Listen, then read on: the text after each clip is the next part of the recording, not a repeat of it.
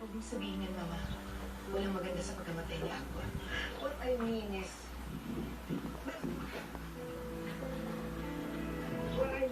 good riddance, Aqua. Hindi na ako naiintindihan eh.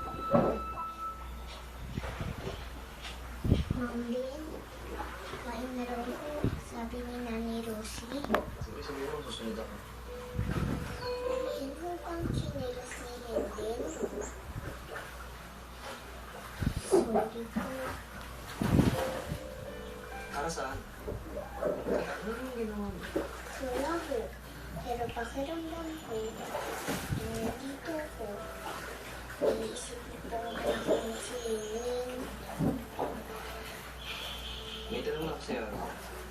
Diba? Ayaw ka sa yate. Tutusin, pareho lang kayo nila na kinuha sa akin ng aga. Pero, bakit ganun? Ikaw na buhay. Sila niyan, hindi. Dahil po kakaiba ko. Dahil ganito ang itsura ko. Kaya ako nabubuhay at nakakain ako sa tubig. Tama.